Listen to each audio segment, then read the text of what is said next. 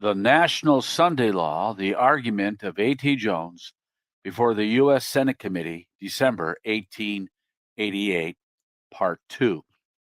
Senator Blair, the law was wrong, you say. Mr. Jones, certainly the law was wrong. The Roman law was that no man should have particular gods of his own, gods not recognized by the Roman law. Senator Blair, that law was not for the good of society. Mr. Jones, no, sir. Senator Blair, certainly it was not. Then you have to repeal the law or obey it.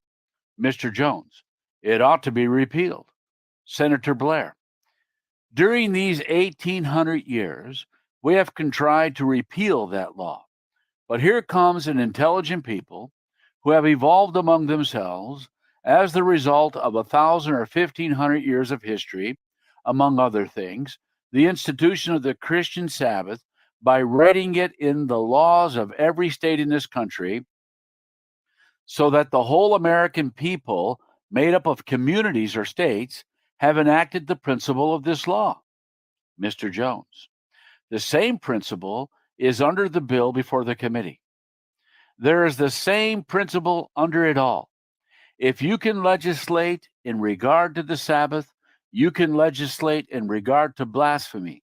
You can legislate in regard to idolatry and every other offense against God, as did both the Puritan and the papal theocracy. Senator Blair, you deny the right of the majority, in other words, to make a law in conformity with which the whole shall practice in society? Mr. Jones, I deny the right of any civil government to make any law respecting anything that pertains to man's relationship to his God under the first 4 of the 10 commandments. I wish right here to show further that this is not only the principle of the word of Jesus Christ, but also of the American Constitution. Before Christianity was preached in the world, the Roman Empire had among its laws these statutes. Number 1, no man shall have for himself particular gods of his own.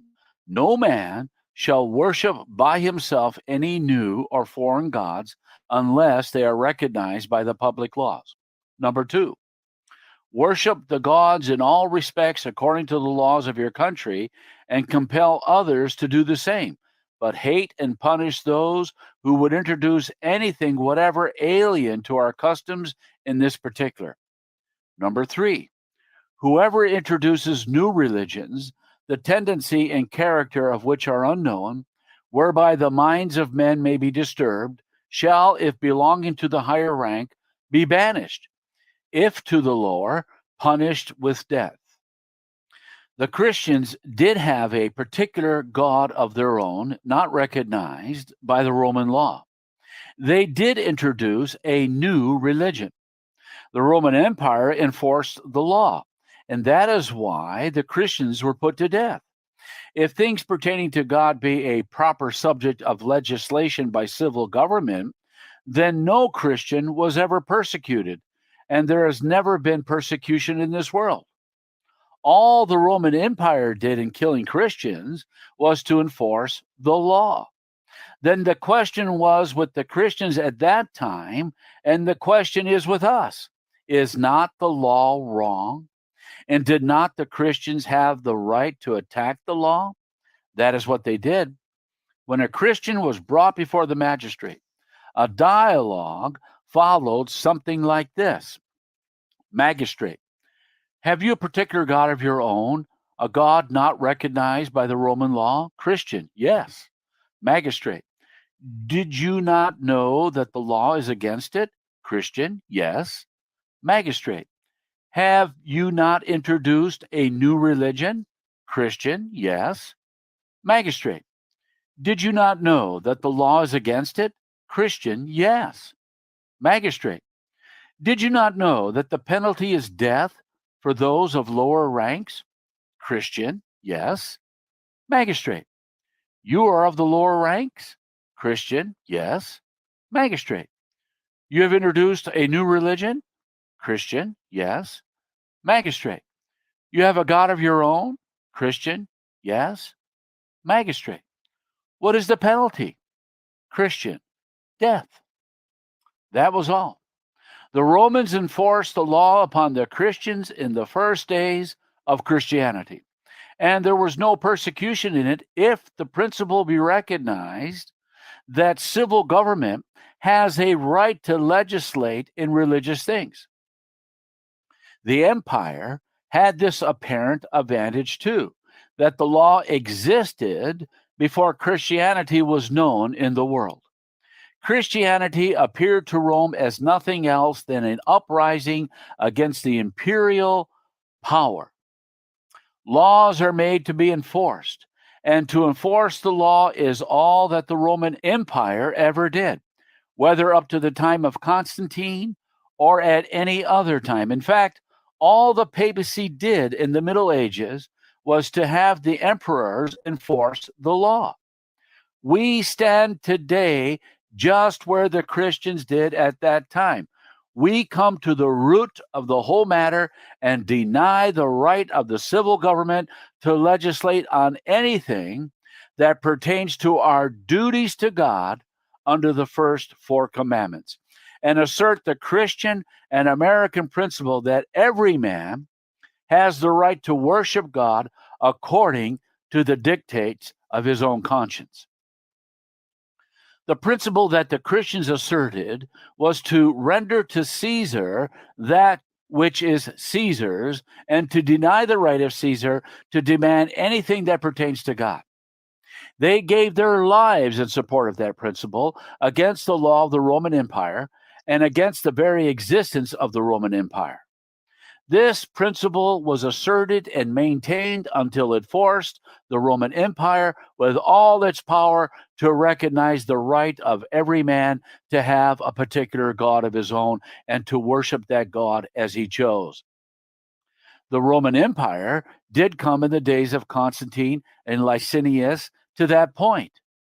At the death of Galerius, it was decreed in the Roman law by the emperors Constantine and Licinius in the Edict of Milan that every man should be at liberty to have any god he pleased and worship him as he pleased.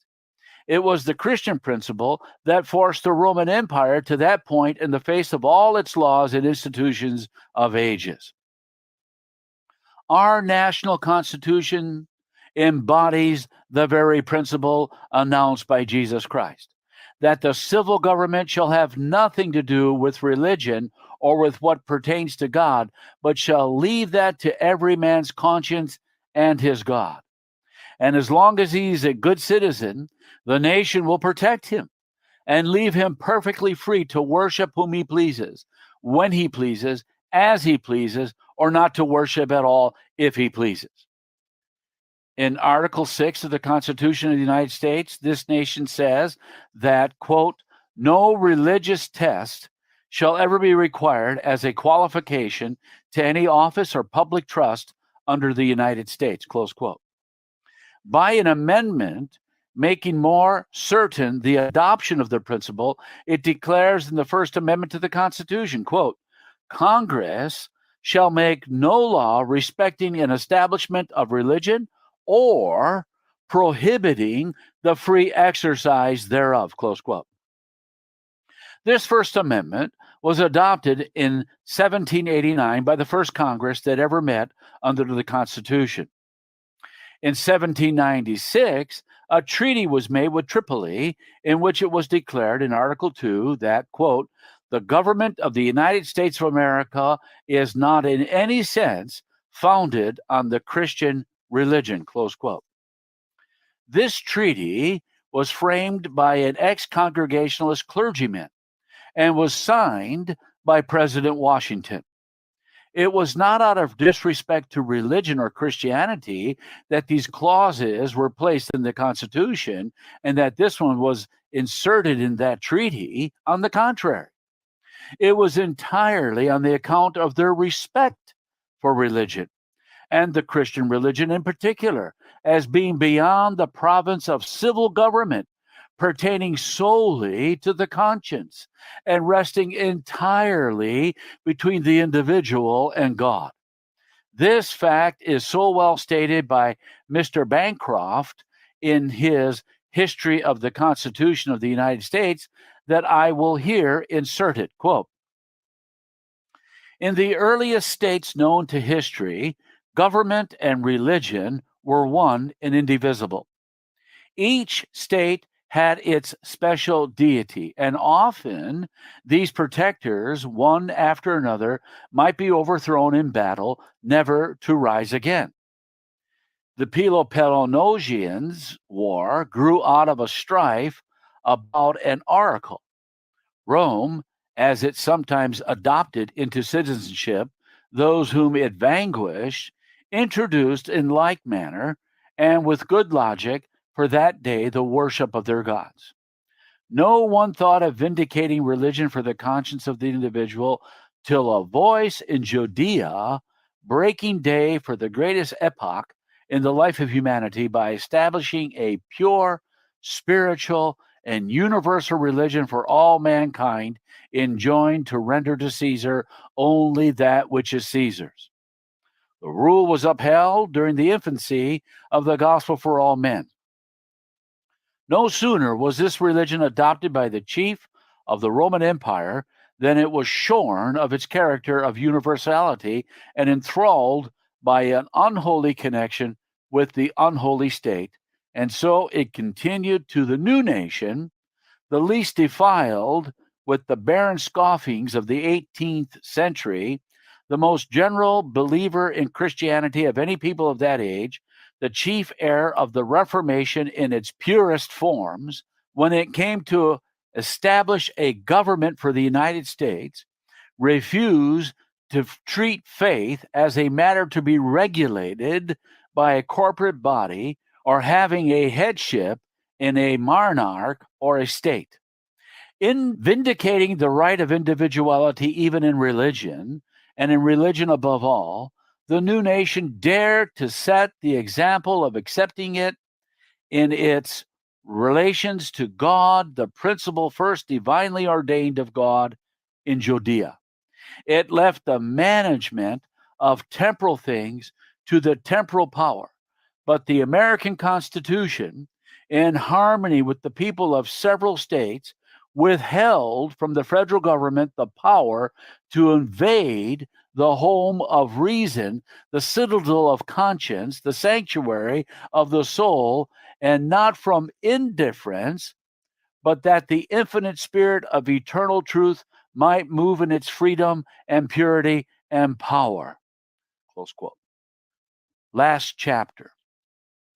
At this point, I am brought to the assertion of the second of the principles upon which we stand in our opposition to Sunday laws or any other form of religious legislation, that is, the principle of the Constitution of the United States. And upon this principle, I maintain that this proposed Sunday law is unconstitutional. The object of this Sunday bill is wholly religious. The last section shows the object of the entire bill, and that is, quote, to secure to the whole people rest and the religious observance of the Sabbath day, close quote. No one, therefore, need attempt to evade the force of objections against this bill by saying that it is not the religious, but the civil observance of the day that is required, because it is plainly declared in the bill itself that it is not only to secure rest to all people, but that it is also to secure the religious observance of the Sabbath day. There is not a single reference in the bill to any such thing as the civil observance of the day. The word civil is not used in the bill. It is a religious bill wholly. The title of the bill declares that its object is to secure to the people the enjoyment of the Lord's Day as a day of rest, and to promote its observance as a day of religious worship. The first section defines the Lord's Day. The second section refers to the day as one of worship and rest. The third section refers to it as a day of religious worship. The fourth section refers to its observance as that of religious worship. And the sixth section plainly declares what is apparent throughout, that the object of the bill is to secure to the whole people rest and the religious observance of the Sabbath day on the first day of the week. It is the religious observance of the day that it promotes, from one end of the land to the other, have in view. In the convention, now in session in this city, working in behalf of this bill, only yesterday, Dr. Crafts said, quote, taking religion out of the day takes the rest out, close quote. In the Boston Monday Lectures, 1887, Joseph Cook, lecturing on the subject of Sunday laws, said, quote, the experience of centuries shows, however, that you will win in vain endeavor to preserve Sunday as a day of rest unless you preserve it as a day of worship.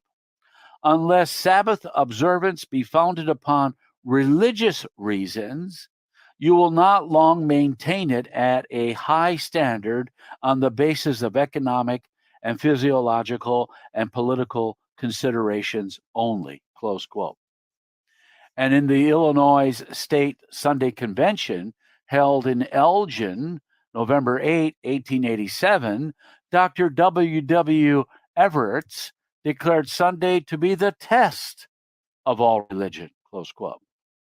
Sunday is a religious institution wholly. Sunday legislation, wherever found, is a religious legislation solely.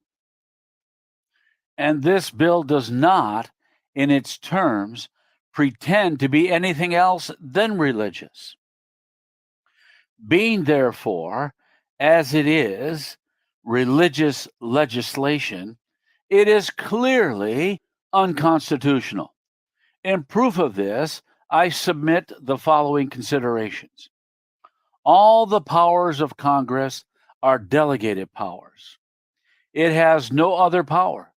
It cannot exercise any other. Article 10 of the amendments of the Constitution expressly declares that, quote, the powers not delegated to the United States by the Constitution or prohibited by it to the states are reserved to the states respectively or to the people, close quote.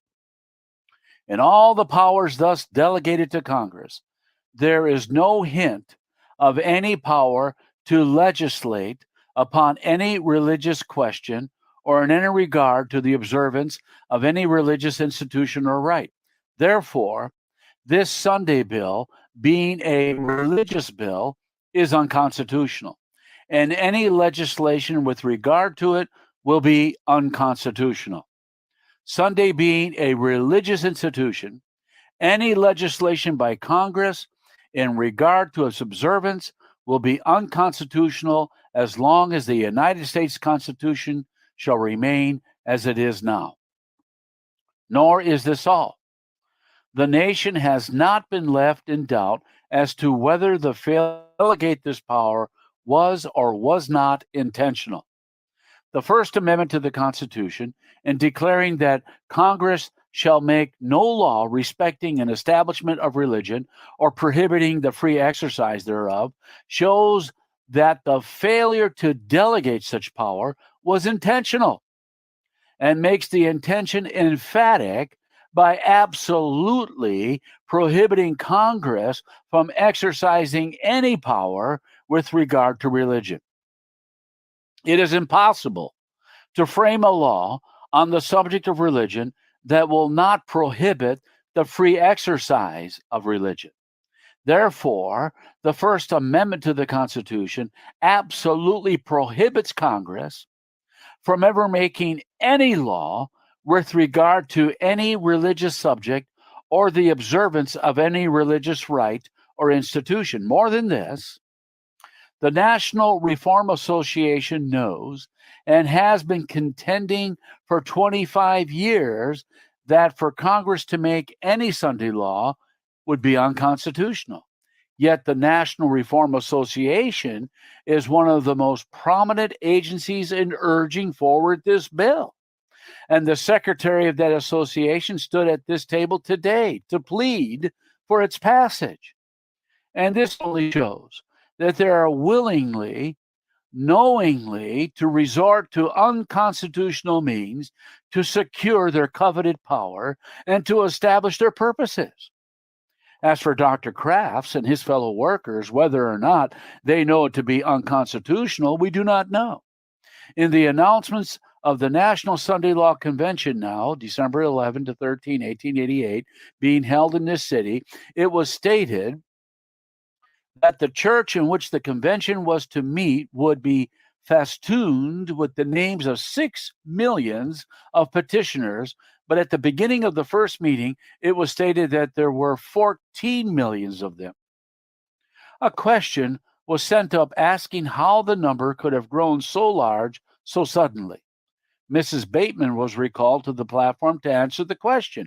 And when she answered it, the cause of such a sudden and enormous growth was explained by the fact that Cardinal Gibbons had written a letter endorsing the bill, and solely upon the strength of his name, 7,200,000 Catholics were counted as petitioners. This was not a complete answer to the question because the Cardinal's letter does not authorize any such use of it as they have made.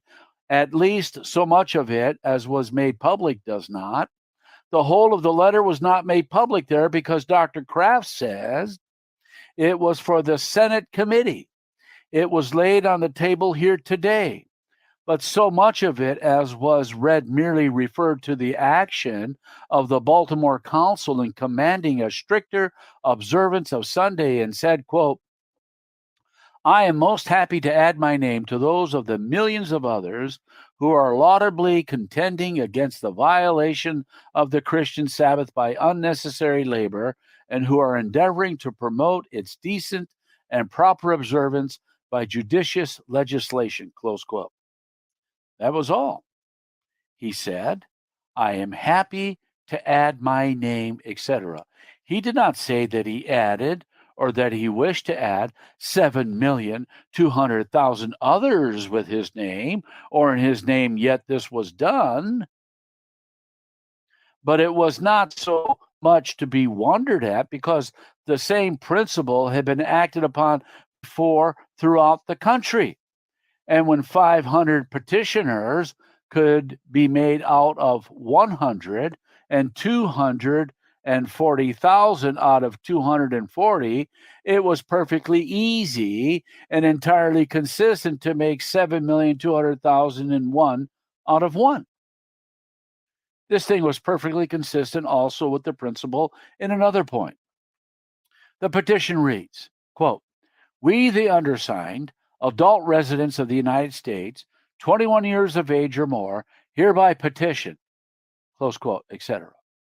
In counting these 7,200,000 petitioners in behalf of the Sunday law, they thereby certified that all these were Catholics, 21 years of age or more. But there was not a man in that convention, and there's not a woman in the Women's Christian Temperance Union who does not know that there are not that many Catholics in the United States 21 years of age or more. They virtually certified that all the Catholics in the United States are 21 years of age or more, for they distinctly announced that all the Roman Catholics were petitioning for the Sunday law.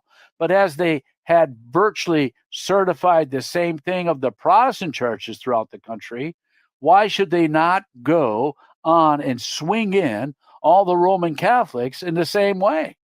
They could do the one just as honestly as they could do the other. When men and women professing themselves to be Protestant Christians will do such things as that to carry the Catholic Church with them, it is not to be wondered at if they should be willing to resort to unconstitutional means to make their religious zeal effective in national law. Senator Blair. Then you assume that this bill and all Sunday laws concern only the relation of man to God and not the relation of men to each other. Mr. Jones. Yes, sir. That is the principle upon which we stand. Senator Blair. Right there, I find fault with your original proposition. You have got to establish, before you can defeat the ground of Sunday laws, that Sunday laws are not for the good of Caesar, that is, not for the good of society. Mr. Jones, I have not had time to prove that yet. I will prove fully that Sunday laws are not for the good of anybody. Senator Blair, come to the point as soon as you can. That is the point in this case, as between you and the law proposed to be enacted. Mr. Jones, very good. For the state to compel men to do no work is to enforce idleness. Idleness is the root of unlimited evil. It is a true proverb that we learned in our boyhood. Quote, Satan always finds something for idle hands to do, close quote. In this world, to compel men to be idle is to force them into a line of influences and temptations which, in the very nature of things, can end only in evil. It is well known, and it is one of the principal grounds of the complaints of those who are working for Sunday laws, that Sunday is, of all the week, the day of the most wickedness, that the record of crime and violence on Sunday exceeds that of any other day of the week, especially in large cities. Dr. Crafts refers constantly to London as an exemplary city in the matter of enforced Sunday laws. But the fact was brought out last spring by a member of this committee, Senator Payne, that the statement had lately been made on authority that London on Sunday is the most immoral and dissipated city in the world. Now, why is this? They argue that it is because the saloons are open on Sunday. But the saloons are open every other day of the week. Then the saloons being open no more on Sunday than on any other day, why is it that there is so much more violence done on Sunday than on other days of the week? It is because more men are idle on Sunday than on any other day of the week. Upon this point, I will quote an extract from the Cincinnati Commercial Gazette of March 10, 1888. Quote, They declare Sunday the moral ruin of the people.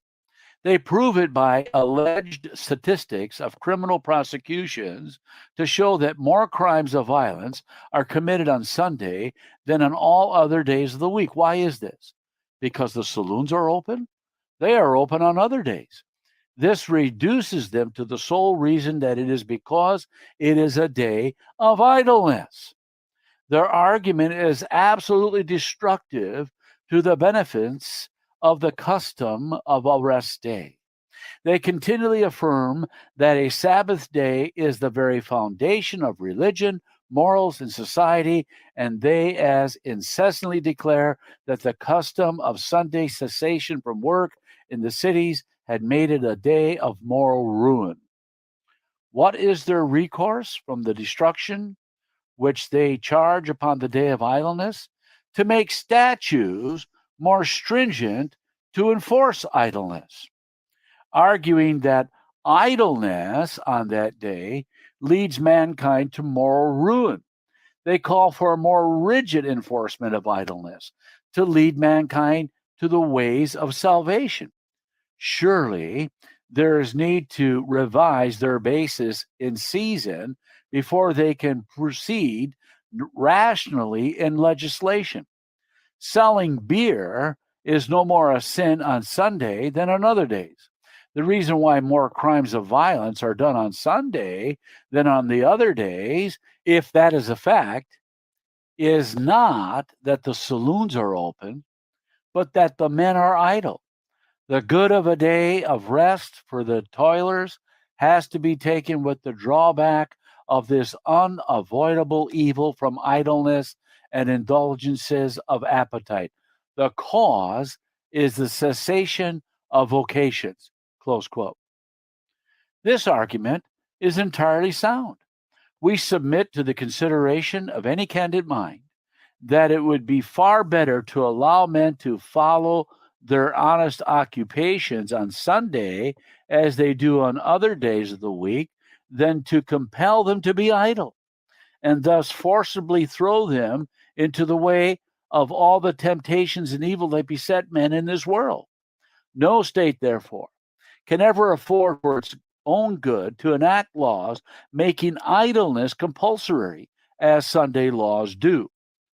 More than this, to prohibit men from following their honest occupations at any time under penalties of fine or imprisonment, or perhaps both, is for the state to regulate honest occupations to the realm of crime and put a premium upon idleness and recklessness.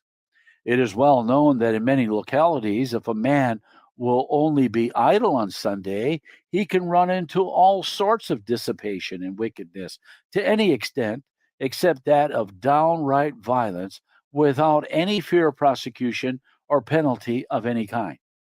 But if any quiet, industrious citizen chooses to engage in his honest occupation, going quietly about his own business on his own premises on Sunday, he is subjected to prosecution, to a penalty of a heavy fine, and perhaps imprisonment.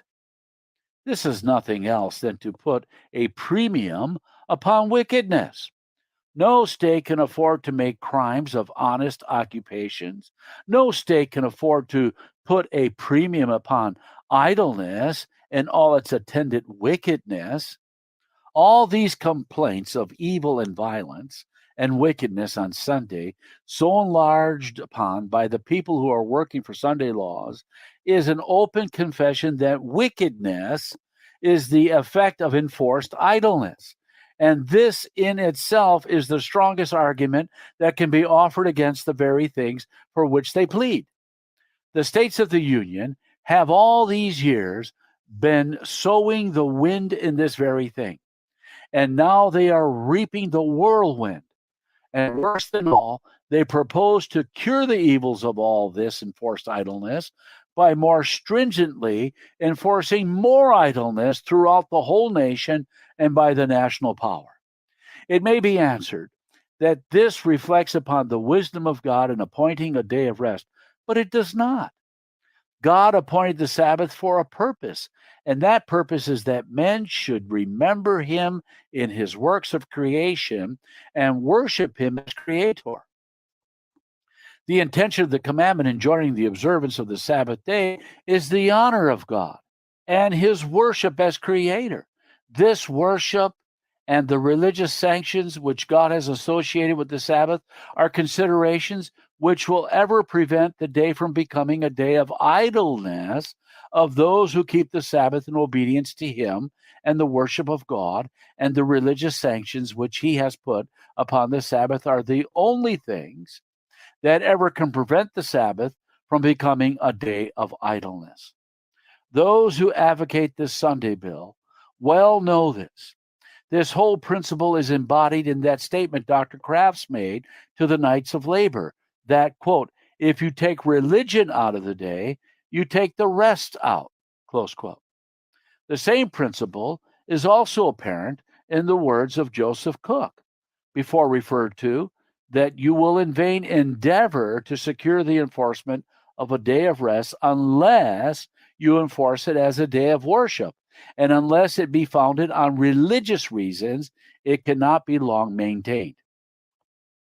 Thus, these men themselves confess the point which I here make, that it is only the religious sanctions and worship that can ever keep a day of rest from being a day of idleness and of consequence wickedness. But it is only God who can furnish those sanctions. The state never can. Therefore, next step in the proceeding on the part of those who are calling for this law is to have the state attempt to supply the religious sanctions which belong with the day of rest, which only can keep it from being a day of idleness and a day of evil. But they know that the state has none of those religious sanctions, and they know that these will have to be supplied to the state by the church. And then the church will call upon the state by its power to force them upon the citizen. This is precisely what is proposed by Reverend Sam Small in a sermon in Kansas City last winter, expressed the views of many more than himself when he said, quote, I want to see the day come when the church shall be the arbiter of all legislation, state, national, and municipal, when the great churches of the country can come together harmoniously and issue their edict, and their legislative powers will respect it and enact it into laws, close quote. But any attempt to enforce religious observances only enforces hypocrisy and multiplies sin, because love for God is essential to every act of religious duty. For a man to tender obedience or homage to God when he has no love for God in his heart only dishonors God and does violence to his own nature. For anybody to obey God or perform religious observances from interested motives is sin. And for the state to exert its power in compelling men to act religiously and pretend to honor God when they have in the heart no love for God is only to force them into hypocrisy and to compel them to commit sin, which, increased and multiplied by the exertion of national power, can end only in ruin, and that speedily. For as Mr. Buckle has most forcibly expressed it, quote, in this way, men are being constrained to mask their thoughts. There arises a habit of securing safety by falsehood and of purchasing impunity with deceit. In this way, fraud becomes a necessity of life. Insincerity is made a daily custom, and the whole tone of public feeling is vitiated, and the gross amount of vice and error fearfully increased, close quote. Consequently, it is only at its own peril that the state can ever enforce the observance of a day of rest.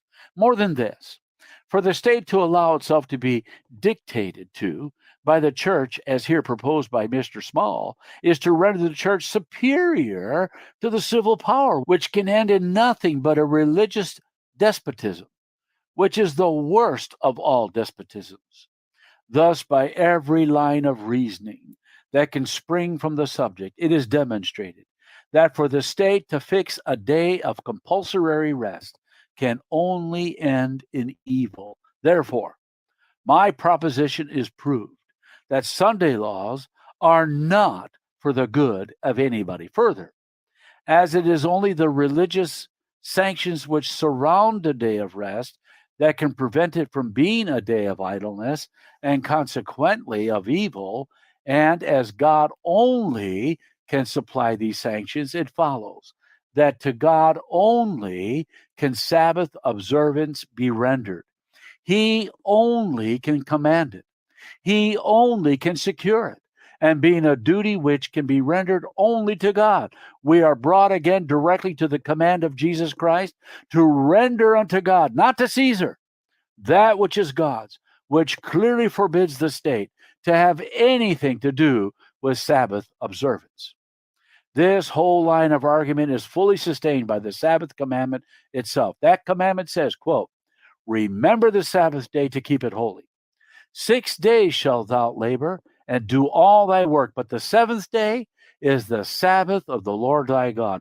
In it thou shalt not do any work, thou, nor thy son, nor thy daughter, thy manservant, nor thy maidservant, nor thy cattle, nor thy stranger that is within thy gates.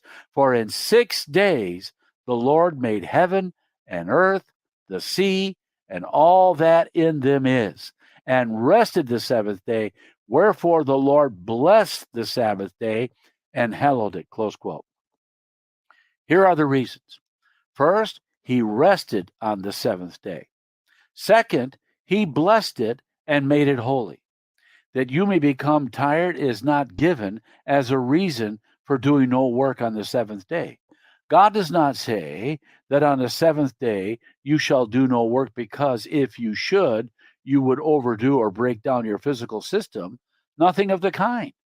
Man's physical wants are not referred to in the commandment. It says, work 6 days because the Lord worked 6 days. Rest on the seventh day because the Lord rested on the seventh day. Keep that day holy because the Lord blessed it and made it holy. It is the Lord who is to be held in view. It is the Lord who is to be exalted. Therefore, the fourth commandment and its obligations have solely to do with man's relationship to God. It is not man's physical, but his spiritual needs that are held in view in the Sabbath commandment. It is intended to be a day in which to worship God, a day of holy remembrance of Him and of meditation upon His works. The day is to be kept holy. If it is not kept holy, it is not kept at all. When the state undertakes to demand the observance of the Sabbath or the Lord's Day, it demands of men that which does not belong to it, that which belongs only to God. When the state undertakes to secure the observance of the Sabbath, it undertakes that which to it is an impossible task, because holiness is not an attribute of civil government, nor has it either the power or the credentials to promote holiness, and has been already demonstrated. All that it ever can do in any such effort is to enforce idleness and put a premium upon recklessness, which for its own welfare the state cannot afford to do. If the state undertakes to supply from whatever source the religious sanctions which alone can keep the day from being one of idleness, generating evil, it only enforces hypocrisy and increases sin. Therefore, I repeat that by every logical consideration of the subject, I have sustained my proposition that Sunday laws are not for the good of anybody or anything in this world. Senator Blair, do you understand that this bill undertakes to make anybody worship God? Mr. Jones, yes, sir. I affirmed that it does, and I will prove it by statements made by those who stood here today. But I have some other points to make first. And here I propose to introduce my historical argument. I want you all to see that in this way the papacy was made in the 4th century. I shall read all that I do read, perhaps, on this point from Neander's Church History, Volume 2, Professor Torres edition, Boston, 1852. I can only refer to it by the page. As I've related, the Roman Empire was forced by the principles of Christ to recognize the right of every man to worship as he chose. This right was recognized in the Edict of Milan, AD 312. But liberty of conscience trembled in the balance but a moment. And then the bishopric, with that ambitious spirit that developed the papacy, took up the strain and carried forward that line of work which ended in the imperialist despotism of the Middle Ages. I want you to see just how that was done, and you will then have no difficulty in seeing the tendency of the present movement. Neander says, quote, there had in fact arisen in the church a false theocratical theory, originating not in the essence of the gospel, but in the confusion of the religious constitutions of the Old and New Testaments, which brought along with it an unchristian opposition of the spiritual to the secular power, and which might easily result in the formation of the sacerdotal state, subordinating the secular to itself in a false and outward way. Close quote, page 132. A theocratical theory of government tending to subordinate the secular to itself was the scheme. In other words, the church aimed to make the ecclesiastical power superior to the civil power. These theoretical bishops made themselves and their power a necessity to Constantine, who, in order to make sure of their support, became a political convert to the form of Christianity and made it the recognized religion of the empire. For, says Neander further, quote, this theocratical theory was already the prevailing one in the time of Constantine, and the bishops voluntarily made themselves dependent on him by their disputes and by their determination to make use of the power of the state for the furtherance of their aims, close quote. Out if that theoretical theory of government came? The papacy, which did subordinate the civil to the ecclesiastical power, and that same spirit is to be guarded against today in the United States as much as in any other country. I want you to see that there is a theocratical theory underlining this whole scheme. Mr. Bateman has said that the Women's Christian Temperance Union started this movement a short time ago and that they had worked it up. What is their aim in civil government?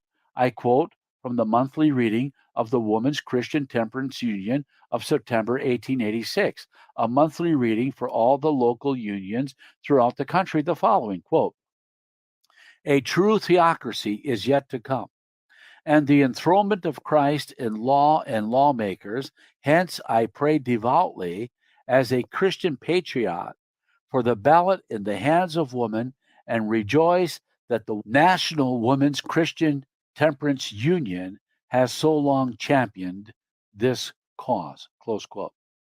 A theocratical theory, you see, is behind this movement and is again coming in to interfere in civil things, to establish a theocracy, and to subordinate the civil power at last to the ecclesiastical. Senator Blair, do you think the question of giving the ballot to women is a religious question? Mr. Jones, no. I only read this for the purpose of giving the proof that there is a theocratical theory underlining this, as there was that in the 4th century, so as to show the parallel.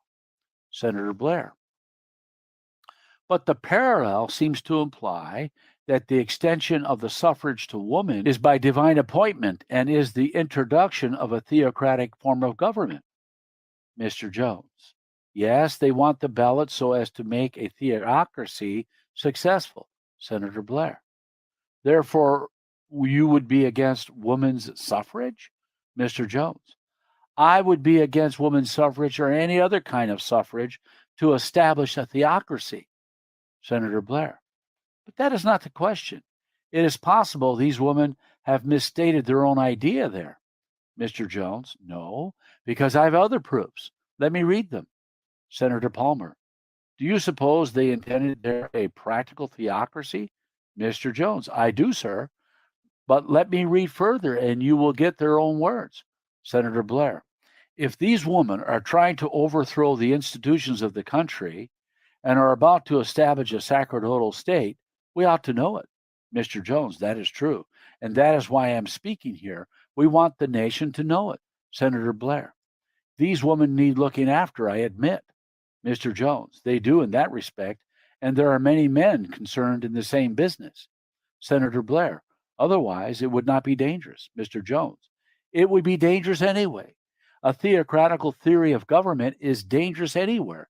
It is anti-Christian as well as contrary to right and the principles of justice. Senator Blair, do you suppose that the government of heaven is a theocracy? Mr. Jones, yes, sir. But a civil government, a government of earth, is not. Senator Blair, then why is it dangerous? Mr. Jones, governments of earth are not dangerous when properly controlled. Senator Blair, they only say that a true theocracy is yet to come. A millennium is supposed to be coming. Perhaps they have reference to a millennium that we have not yet got, so they will wait some years before they get it. Mr. Jones, but I'm going to read what kind of laws they propose to make to bring in the millennium. Senator Blair, so far as you have read, you have not touched the question. For they say a true theocracy is yet to come, and it may be they are looking to the coming down of the New Jerusalem for the time of the new theocracy. Mr. Jones, no, because no true theocracy can ever come through civil laws or through politics or through the ballot. Senator Blair, that is not sure at all. Mr. Jones, it is by the scriptures. Senator Blair, I do not know. I have read the Bible several times, but go on. This is the end of part 2.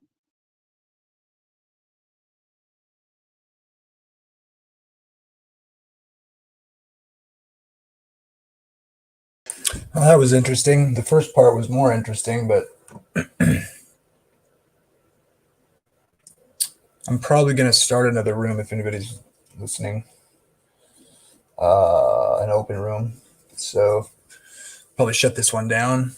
Try to go fishing for some people that want to join. So I'll see you in a bit. Love ya.